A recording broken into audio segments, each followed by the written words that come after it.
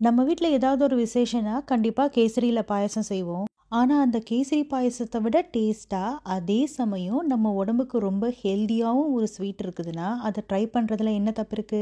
இங்க நான் இருக்க அபுதாபில எமிராட்டி ரெஸ்டாரண்ட்டுக்குலாம் போனோம்னா, கபீஸான்னு ஒரு ஸ்வீட் தருவாங்க. ஏறக்குறைய இந்த ஸ்வீட் அதே டேஸ்ட்ல இருக்கும். வாங்க எப்படி செய்றதுன்னு பார்ப்போம். முதல்ல கொஞ்சமா பாசிப்பருப்ப ஒரு கடாயில சேர்த்து நல்லா இந்த மாரி பொன்னிறமாகுற வரையும் வறுத்து ஒரு பிளேட்ல மாத்தி வச்சுருங்க. ஆறட்டும். அடுத்ததா வெள்ளை எள்ளு. இந்த ரெசிபிக்கு வெள்ளை எள்ளு தான் யூஸ் பண்ணணும். கருப்பு எள்ளு யூஸ் பண்ணீங்கன்னா கலர் மாறிடும். வெள்ளை எள்ளும் லேசாக கலர் மாறுற வரைக்கும் வறுத்து அதே பிளேட்டில் கொட்டி ஆற வச்சுருங்க. நல்லா ஆறட்டும்.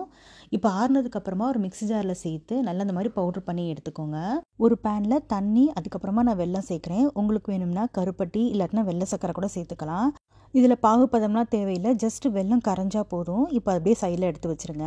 அடுத்ததாக ஒரு கடாயில் 1/4 கப் அளவுக்கு நெய் ஊற்றிக்கிறேன். இந்த ரெசிபிக்கு நெய் கம்மியாக தான் ஊற்றணும். அதில் 1 கப் அளவுக்கு கடலை மாவு சேர்த்து நல்லா கலந்து விட்டுக்கோங்க. ஃபஸ்ட்டு லேசாக இறுக்கமாக இருக்க மாதிரி தான் இருக்கும். கடலை மாவு நல்லா ரோஸ்ட் ஆயிடுச்சுன்னா நெய் ரிலீஸ் பண்ண ஆரம்பிக்கும். அந்த டைமில் நம்ம அரைச்சி வச்ச பாசிப்பருப்பு, எள்ளு பொடி, ஏலக்காய் பொடி, அதுக்கப்புறமா கரைச்சி வச்ச அந்த வெள்ளை தண்ணி அதையெல்லாம் ஊற்றி நல்லா கலந்து விட்டுக்கோங்க. இப்போ கொஞ்சம் இறுக்கமாக கேசரி பக்குவத்துக்கு வரும். அந்த ஸ்டேஜில் முந்திரி பருப்பை நெய்யில் வறுத்து சேர்த்துக்கோங்க.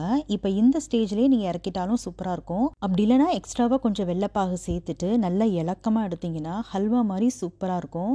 ஆனால் இன்னொரு விஷயம், ஸ்டார்டிங் டு எண்ட் இந்த கம்ப்ளீட் குக்கிங் ப்ராசஸ் அடுப்பு நல்லா மிதமாக வச்சு செஞ்சிங்கன்னா தான் ஸ்வீட் நல்லா சூப்பராக கிடைக்கும்.